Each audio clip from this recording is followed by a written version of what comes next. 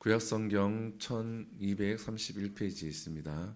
다니엘서 1장 8절에서 9절 우리 함께 읽겠습니다. 시작. 다니엘은 뜻을 정하여 왕의 음식과 그가 마시는 포도주로 자기를 더럽히지 아니하리라 하고 자기를 더럽히지 아니하도록 환관장에게 구하니 하나님이 다니엘로 하여금 환관장에게 은혜와 긍휼을 얻게 하신지라. 아멘. 할렐루야. 긍휼을 베푸시는 하나님이라는 제목으로 우리가 오늘도 은혜를 나누려고 합니다. 계속해서 하나님이 어떠한 분인가에 대해서 우리가 성경을 통해서 짧은 시간이지만 매일마다 함께 나누고 있습니다. 오늘 본문에 보게 되어지면 다니엘이라는 인물이 등장하죠. 이 다니엘의 시대에는 포로 시대입니다. 잡혀갔다는 거죠. 어디로? 바벨론으로 잡혀가게 되어집니다. 그리고 이 다니엘이 이때의 다니엘의 왕, 바벨론의 왕은 느부갓네살이라는 왕입니다. 이 왕이 포로들에게 명령을 하죠. 많은 것들을 베풀어 줍니다. 그 나라의 음식도 먹게 하고 그 나라의 학문도 배우게 하고 공부도 하게 되어지고 또한 관직을 얻을 수 있도록 여러 가지 길을 열어주게 되어집니다. 그 중에 하나가 뭐냐 하면 바로 제사 음식, 신에게 바치고 난 다음에 그 음식, 술과 고기를 먹게 하는 그러한 명령을 내리게 되어지죠.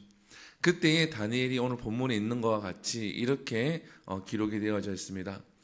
다니엘은 뜻을 8절에 보게 되었지만 다니엘은 뜻을 정하여 라고 기록이 되어져 있죠. 그리고 9절에 보게 되어지면 은혜와 긍휼을 얻게 하신지라. 하나님께서 다니엘에게 긍휼을 베푸셨고 그 긍휼을 다니엘이 얻었다라고 표현을 하고 있습니다. 즉 다니엘이 어떠한 것을 했을 때에 하나님께서 다니엘에게 긍휼을 베풀어 주셨다라는 거죠. 이 긍휼이라는 단어는 용서하다, 불쌍히 여기다라는 뜻을 가지고 있는데 단지 그냥 우리가 누군가를 용서하고 누군가를 불쌍히 여긴다는 뜻이 아니라 이것은 엄마가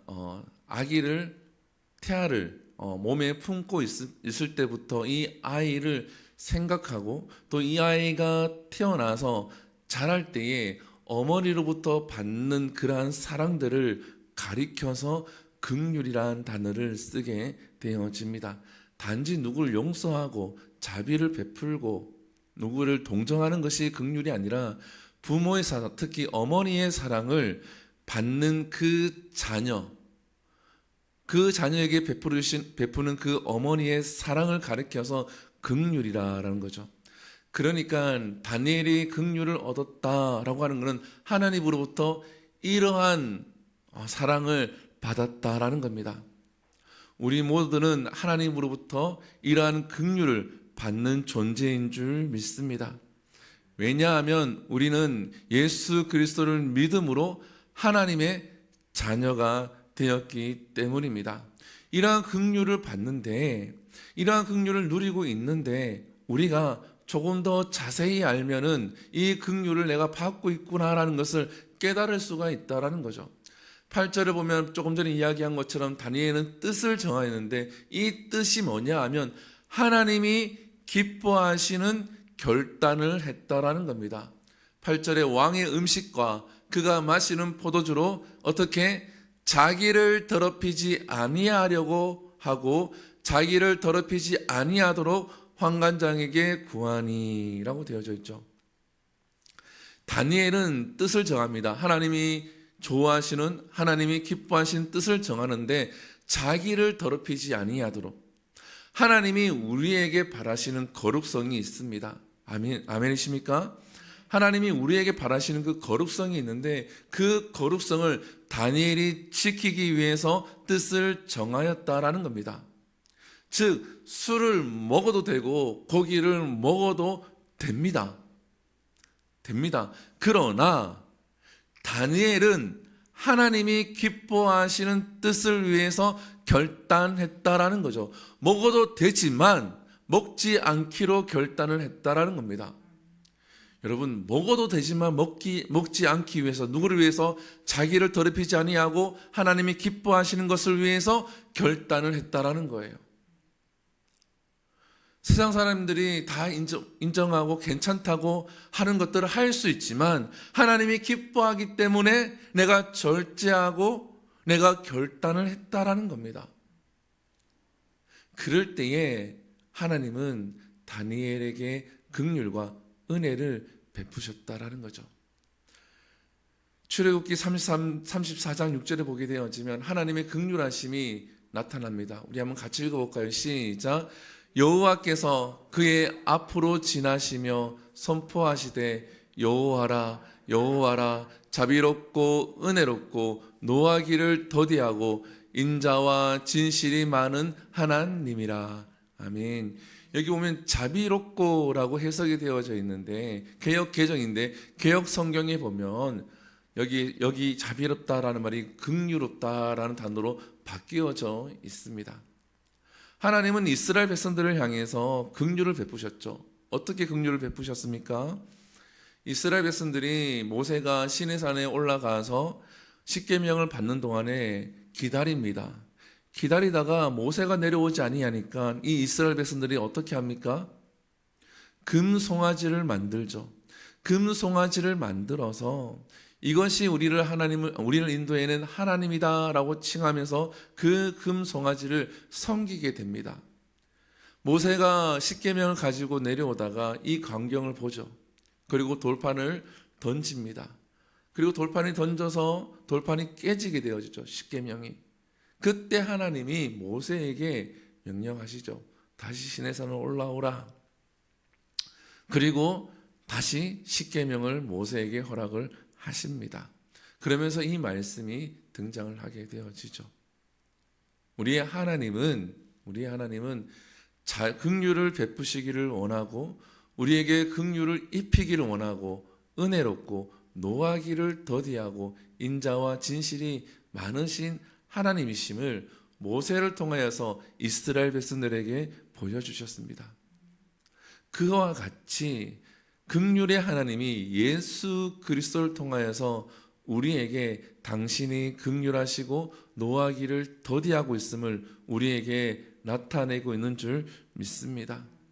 우리가 죄를 지을 때마다 하나님의 노함이 우리에게 임하면은 우리는 세상에서 가장 어렵고 불행한 삶을 살 수밖에 없습니다. 예수님 믿는 사람들이 가장 어려운 삶을 살게 되죠. 왜? 하나님으로부터 죄 지을 때마다 그 노하심을, 죄값을 계속 받아야 된다 그러면 얼마나 삶이 힘들겠습니까? 그러나 하나님은 우리에게 긍휼 베푸시기를 훨씬 좋아하시고 노하기를 더디하시는 분이심을 믿으시기를 바랍니다. 그리고 하나님의 긍휼하심의 성경이 구약에 오면 하나 더 등장합니다. 열왕기하 13장 23절에 보면 이렇게 기록이 되어져 있죠. 같이 읽어봅니다. 시작. 여호와께서 아브라함과 이삭과 야곱과 더불어 세우신 언약 때문에 이스라엘에게 은혜를 베풀며 그들을 불쌍히 여기시며 돌보사 멸하기를 즐겨하지 아니하시고 이때까지 자기 앞에서 쫓아내지 아니하셨더라. 아멘. 여기 보면 불쌍히 여기사라고 기록이 되어져 있죠. 누가 누구를 불쌍히 여깁니까? 하나님이 이스라엘 백성들을 불쌍히 여긴다라는 겁니다. 긍휼히 여긴다라는 거죠. 어떠한 이스라엘 백성들, 하나님 앞에서 계속 죄를 짓는 그들을 향해서 하나님이 긍휼을 베푼다라는 겁니다. 그래서 다니엘 1장 말씀과 이 출애굽기 말씀과 열왕기하 말씀을 우리가 같이 생각을 해보면 하나님은 우리가 죄 가운데 있어도 계속해서 우리에게 긍휼을 베풀어 주십니다. 아멘이십니까? 어머니가 자녀를 사랑하듯이 그 사랑의 긍휼을 우리가 죄 가운데 있어도 하나님은 우리에게 계속 베풀어 주시는데 우리가 다니엘과 같이 뜻을 정해야 된다라는 거죠. 다시 다니엘서 1장으로 돌아와서 다니엘이 뜻을 정했다. 뜻을 세웠다라는 이 8장의 말씀과 그리고 9절에 보게 되어지면 이렇게 했을 때에 하나님의 은혜와 긍휼이 어떻게 임합니까? 다니엘서 1장 9절입니다. 같이 볼게요. 하나님이 다니엘로 하여금 누구에게? 환관장에게 은혜와 긍휼을 얻게 하신지라. 하나님으로부터 긍휼과 은혜도 얻었지만 환관장 사람으로부터도 은혜와 긍휼을 얻었다라는 겁니다. 그래서 다니엘이 뜻을 세운 대로 행할 수가 있죠. 뭐만 먹습니까? 바로 채식, 채소만 먹게 되어집니다. 그리고 훨씬 더 몸이 건강해지고 많은 사람들에게 인정을 받고 느부갓네살 왕 앞에서도 인정을 받게 되어지죠. 사랑하는 성도 여러분, 하나님의 긍휼하심은 비같이 언제나 우리에게 임합니다. 끊어지지가 않습니다. 이건 성경을 통해서 증명이 되어져 있는데 그 가운데 은혜와 긍휼을 받으면서 사람들에게도 우리가 이것이 인정이 되어져야 될 줄 믿습니다. 그러기 위해서 뜻을 정해야 돼요. 해도 되지만 이제 내가 하지 않겠다는 뜻을 정해야 돼요. 그러면은 하나님이 사람들로부터 직장에서 가정에서 그 긍휼과 은혜를 입는 존재가 될 줄 믿습니다. 이것이 바로 우리의 거룩성을 회복하는 것이고 다니엘이 자기를 거룩하게 지키는 거예요. 우리가 다니엘서에 보게 되어지면 유명한 말씀이 있죠. 다니엘의 세 친구가 풀무불에 뛰어들었을 때에 그들이 뛰어들기 전에 하는 말이 무엇입니까? 그리하지 아니하실지라도 하나님이 우리를 살려주지 아니하실지라도 우리는 금신상에게 절하지 않겠다라는 거예요. 해도 되지만 하지 않겠다라는 겁니다. 긍휼은 계속 우리에게 임하고 있어요. 그러나 하지 말아야 될 것은 우리가 하지 말아야 될 줄 믿습니다. 그럴 때에 다니엘과 다니엘의 세 친구가 그 긍휼하심을 느부갓네살과 그 환관장과 많은 사람들에게 입은 것 같이 우리 그리스도인들이 이 땅을 살아갈 때에 그러한 존재가 될 수 있기를, 우리 모두가 그러한 사람들이 될 수 있기를 축복합니다. 기도합니다. 사랑과 은혜가 충만하신 하나님, 하나님의 긍휼하심이 어떤 때는 임하고 어떤 때는 임하지 않는 것이 아니라 우리가 출애굽기 말씀과 그리고 열왕기하 말씀을 통하여서 제 가운데 있어도 하나님의 긍휼하심은 어머니가 자녀를 사랑하듯이 계속 우리에게 임하고 있음을 우리가 고백하고 믿게 하여 주시옵소서. 하나님은 결코 우리를 떠나지 아니하시고 하나님의 그 사랑의 손은 결코 우리를 놓지 않고 있음을 깨닫게 하시되 하나님 그 사랑 속에서 그 긍휼 속에서 다니엘과 같이 뜻을 정하게 하여 주시옵소서. 자기를 더럽히지 않게 하기 위해서 그 거룩성을 지키기 위해서 결단하고 나아갈 때에 하나님께서 또한 사람들로부터 은혜와 긍휼을 입게 하시고 또 다니엘의 세 친구도 그리하지 아니하실지라도 자기들은 끝까지 하지 않겠다고 함을 그들이 고백하고 풀무불에 던져진 것과 같이 그 하나님을 바라보면서 우리들도 뜻을 세우게 하시고 우리 자신을 더럽히지 아니하고 순결하고 거룩한 하나님의 백성으로 이 땅을 살아가게 하시되 그러한 뜻을 정했을 때에 다니엘이 환관장으로부터 입었던 은혜, 느부갓네살 왕을 통하여서 입었던 긍휼과 은혜가 우리의 삶 가운데도 나타나게 하여 주시옵소서. 이 모든 것 살아계신 예수님 이름으로 기도드립니다. 아멘. 축도합니다.